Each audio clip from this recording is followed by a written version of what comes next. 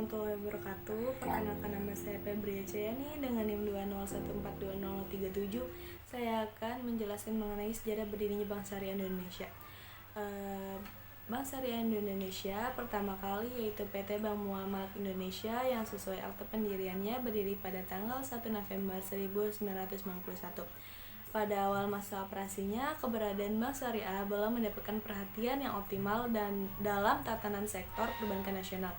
Landasan hukum operasi bank yang menggunakan sistem syariah saat itu hanya diakomodir dalam salah satu ayat tentang bank dengan sistem bagi hasil pada UU Nomor 7 Tahun 1992 tanpa rincian landasan hukum syariah serta jenis-jenis usaha yang diperbolehkan. Pada tahun 1998, pemerintah dan Dewan Perwakilan Rakyat melakukan penyempurnaan UU Nomor 7 Tahun 1992 tersebut menjadi UU Nomor 10 Tahun 1998 yang secara tegas menjelaskan bahwa terdapat dua sistem dalam perbankan di tanah air, yaitu sistem perbankan konvensional dan sistem perbankan syariah.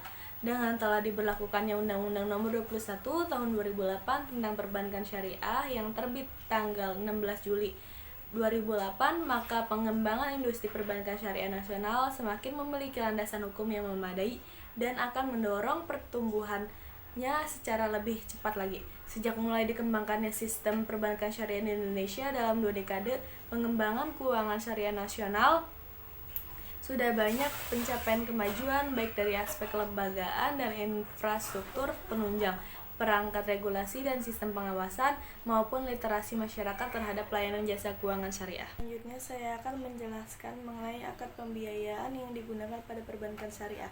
Yang pertama yaitu ada murabahah, yaitu akad jual beli antar dua belah pihak di mana pembeli dan penjual menyepakati harga jual yang terdiri dari harga beli ditambah ongkos pembelian dan keuntungan bagi penjual. Yang kedua yaitu salam, yaitu pembelian barang dengan pembayaran di muka dan barang diserahkan kemudian. Yang ketiga yaitu ada istisna, yaitu pembelian barang melalui pesanan diperlukan proses untuk pembuatan sesuai dengan pesanan pembeli dan pembayaran dilakukan di muka sekaligus atau secara bertahap. Selanjutnya saya akan menjelaskan mengenai pembentukan BMT dan awal modal dari BMT.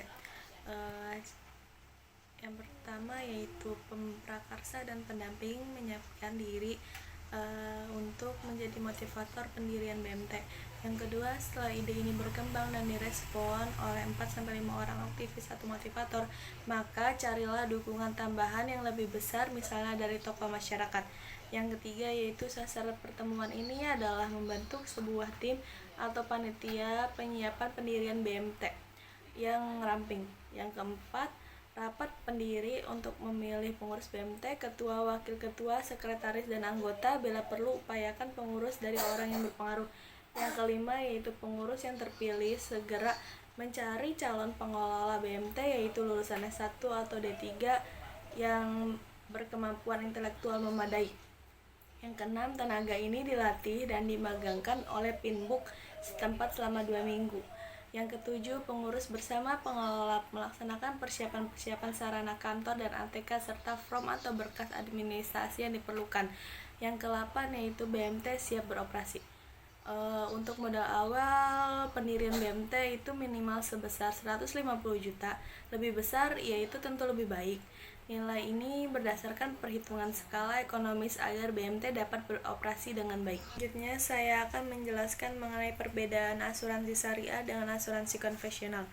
Perbedaan asuransi konvensional dan asuransi syariah adalah dari konsep pengelolaannya. Proteksi syariah memiliki konsep pengelolaan sharing risk, sedangkan asuransi konvensional yaitu transfer risk. Transfer risk adalah perlindungan dalam bentuk pengalihan risiko ekonomis atas meninggal atau hidupnya seseorang yang dipertanggungkan ke perusahaan asuransi sebagai penanggung risiko. Sedangkan sharing risk yang merupakan pengelolaan asuransi syariah adalah konsep di mana para peserta memiliki tujuan yang sama, yakni tolong-menolong melalui investasi aset atau tabaru yang memberikan pola pengembalian untuk menghadapi resiko tertentu menggunakan akad yang sesuai dengan syariah. Sekian dari saya. Wassalamualaikum warahmatullahi wabarakatuh.